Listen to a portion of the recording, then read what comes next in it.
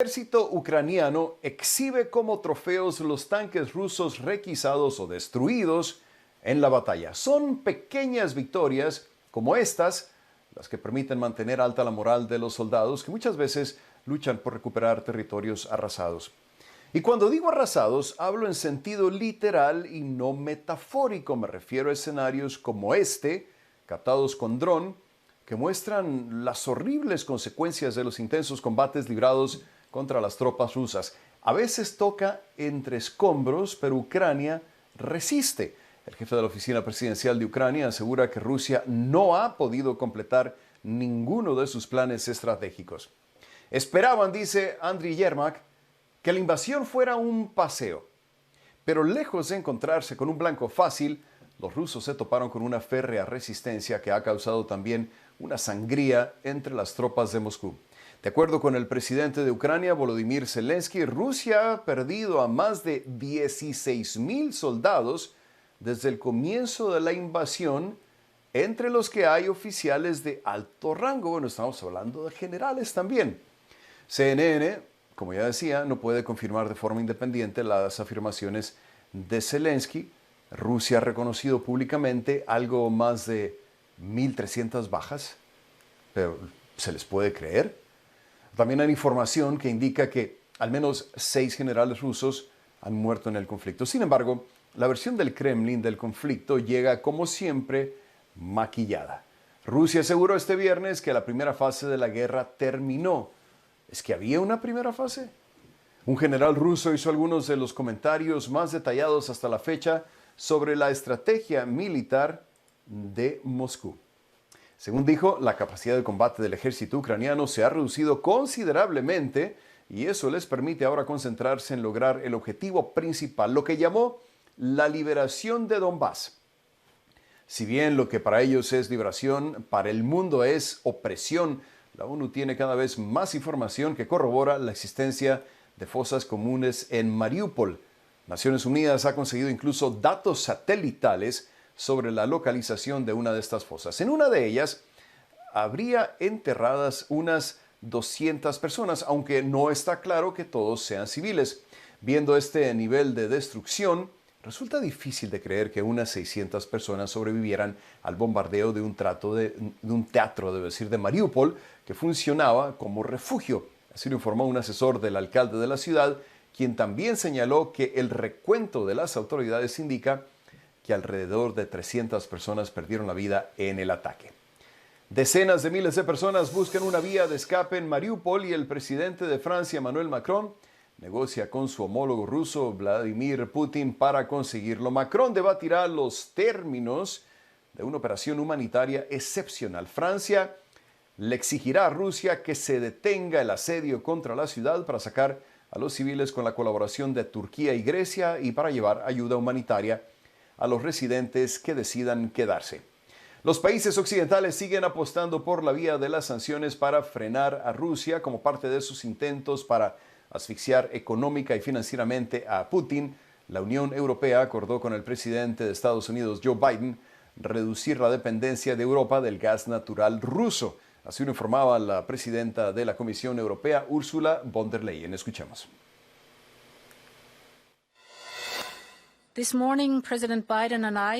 Esta mañana el presidente Biden y yo llegamos a un acuerdo sin precedentes para reducir la dependencia que tiene Europa del gas ruso. Y en paralelo, acordamos crear esta asociación para acelerar realmente la transición ecológica. Como primer paso, Estados Unidos nos proporcionará al menos 15,000 millones de metros cúbicos adicionales de gas natural licuado este año.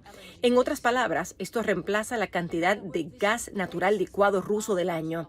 Y en los próximos años, aspiramos a que sean al menos 50,000 millones de metros cúbicos por año. Y eso podría reemplazar un tercio de todo el suministro de gas ruso a Europa.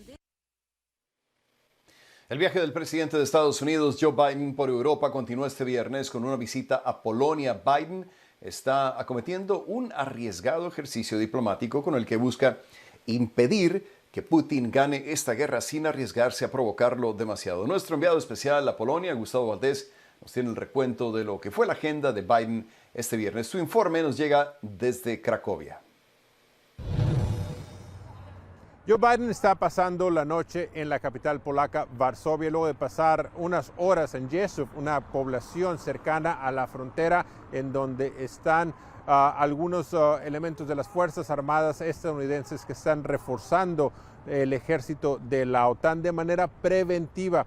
El presidente agradeció a los soldados estadounidenses su participación, diciendo que su presencia aquí significa mucho más que las acciones que se están viendo en Ucrania. Dicen que tiene repercusiones más allá de las fronteras. La Casa Blanca clarificando que esto no significa que el presidente o la OTAN tengan planes de enviar tropas a Ucrania para combatir a las fuerzas rusas, simplemente que los hechos que estamos viendo en esta región, en Ucrania, el ataque contra este país democrático para las democracias de todo el mundo.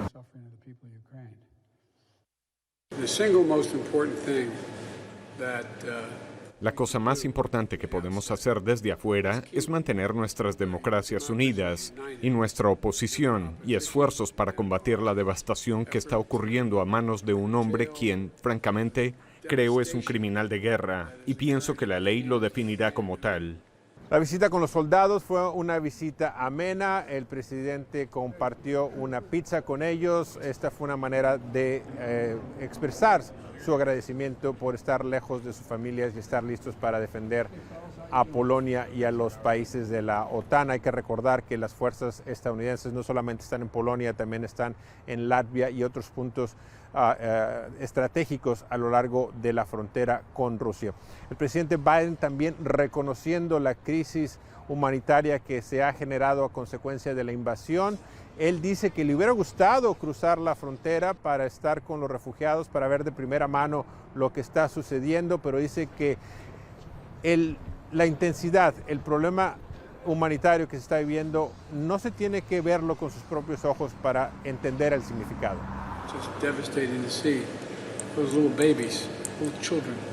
Es devastador ver a esos pequeños bebés, pequeños niños, ver a madres, y no tienes que hablar su idioma para ver en sus ojos el dolor, literalmente el dolor de ver a sus hijos. No creo que haya cosa peor para un padre que ver a un niño sufrir, a sus hijos sufrir. Y lo digo sinceramente, no es una exageración, lo digo de corazón. Así que lo que ustedes, la comunidad humanitaria, hace, tiene consecuencias enormes.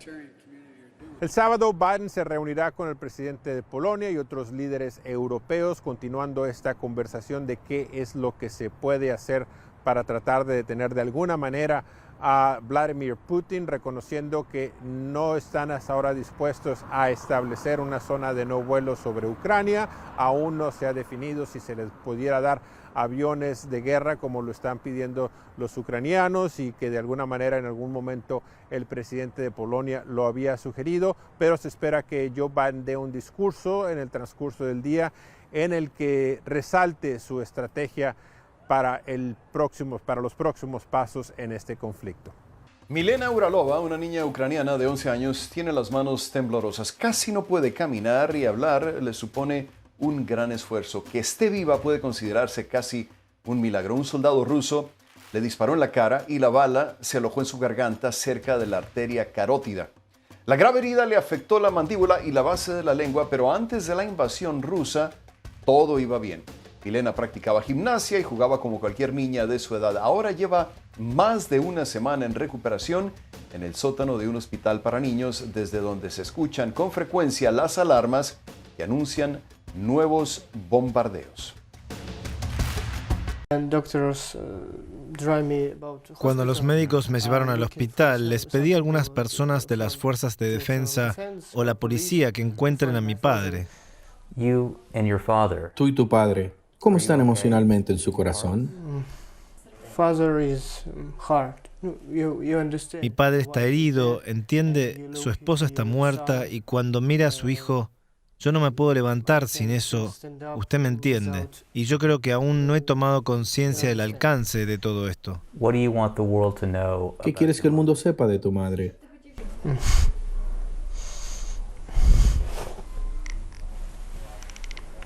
Lo siento. Soy yo el que lo lamenta.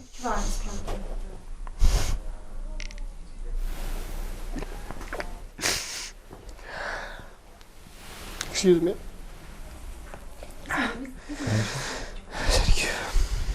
Disculpe, gracias.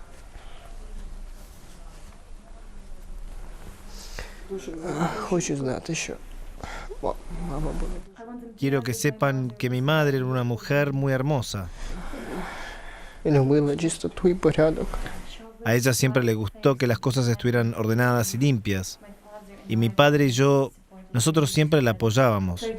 Y ahora mismo es muy difícil sin mi madre. Ella tiene un hijo hermoso y valiente.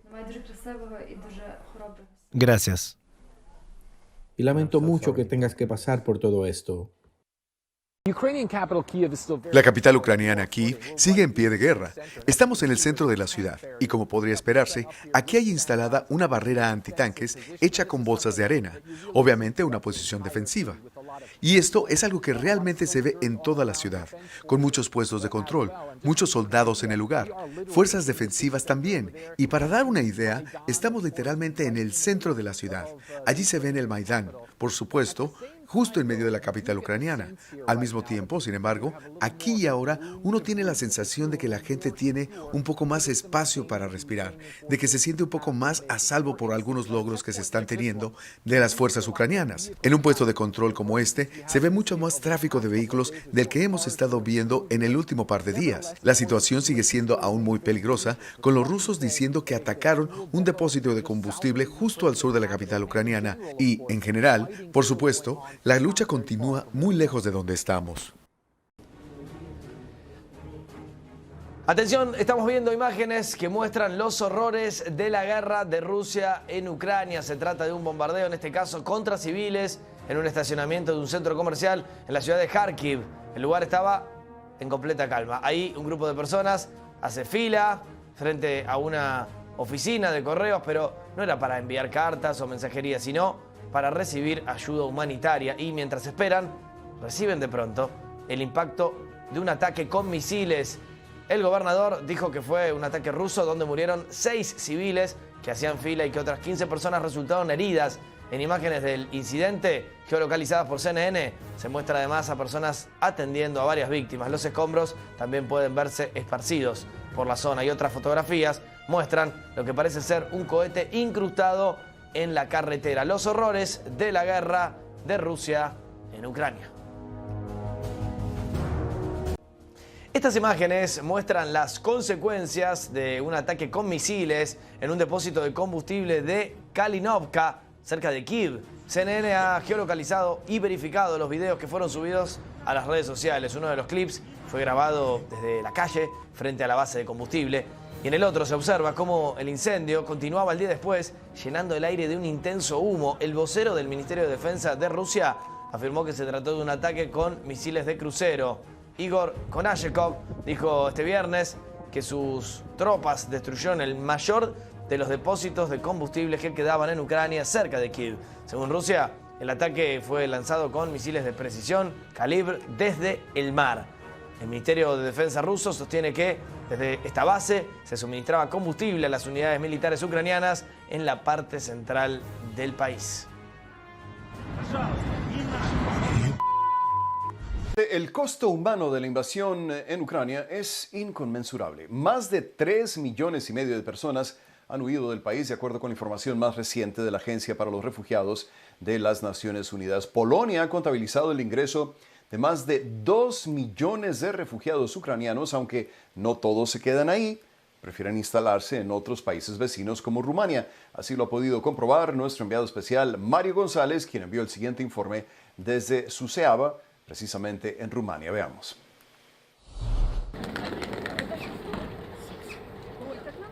Son más de 10 millones de desplazados y 10 millones de historia de guerra que se repiten.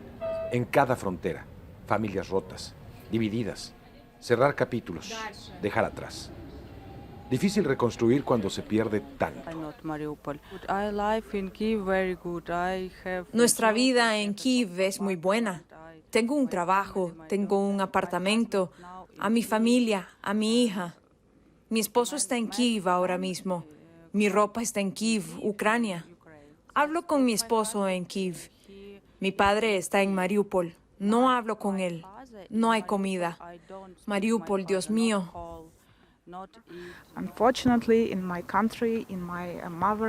Desafortunadamente, en mi país, en mi patria, tenemos una guerra.